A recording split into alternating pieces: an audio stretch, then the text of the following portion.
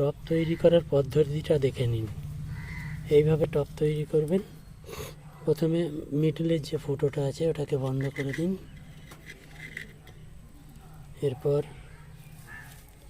বড় বড় মোটা দানা বালি চারপাশে দিয়ে দিন। এর উপরেও দিয়ে দিন। মোটা দানা বালির একটা লেয়ার তৈরি করে নিন।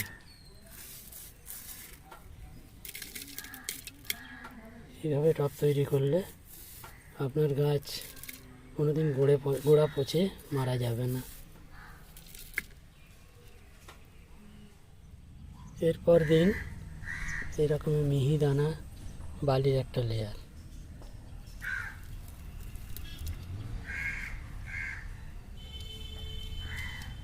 আস্তে আস্তে মোটা দানা বালির ওপর মিহি দানার বালি দিয়ে একটা লেয়ার তৈরি করে নিন।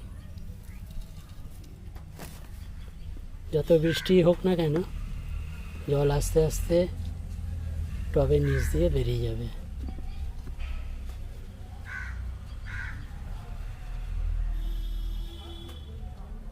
বাস হয়ে গেল।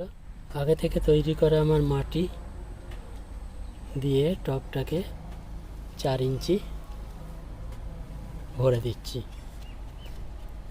মাটিটাকে দিতে হবে চেপে চেপে, যাতে এয়ার পকেট না থাকে, ভিতরের বায়ু না থাকে।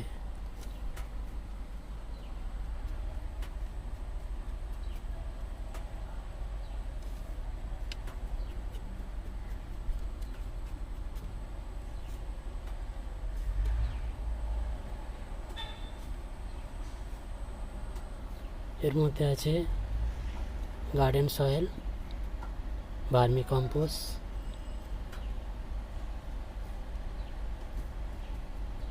অল্প সামান্য বালি, হাড় গুঁড়ো শিংকুচো আর নিমখোল।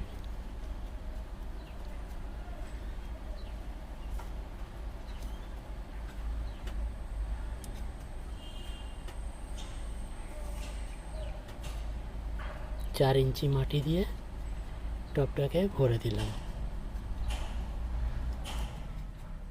এইবার এই গাছটিকে,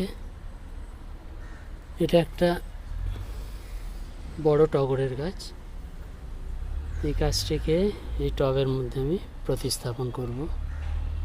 আগে কিছু মাটি, গাছটির নিচে অসংখ্য শিকড় বেরিয়ে গেছে, কিছুটা মাটি বাইরে থেকে আমি বের করে দিই।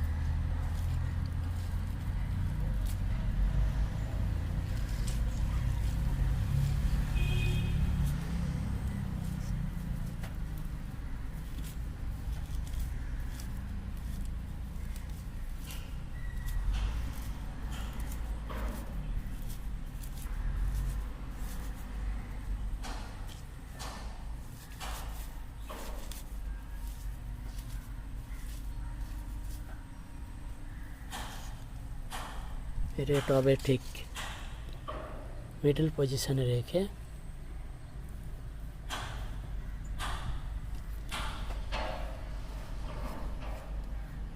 চারপাশ মাটি দিয়ে ভরে দেব।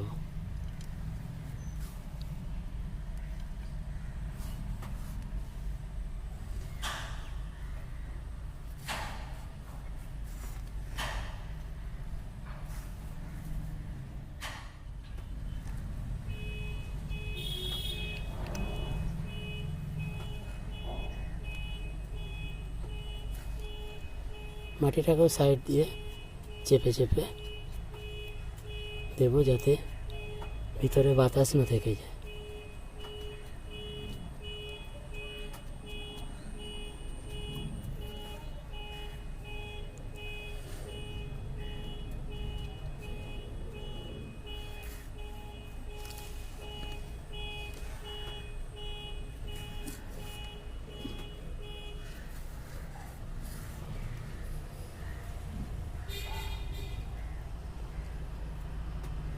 টবটিকে উপর থেকে 3 ইঞ্চি গ্যাপ রাখলাম,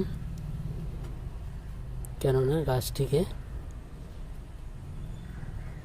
বারবার খাবার দিতে হবে, মাটি দিতে হবে, সেই জন্য কিছুটা জায়গা খালি রেখে গাছটি প্রতিস্থাপন করলাম।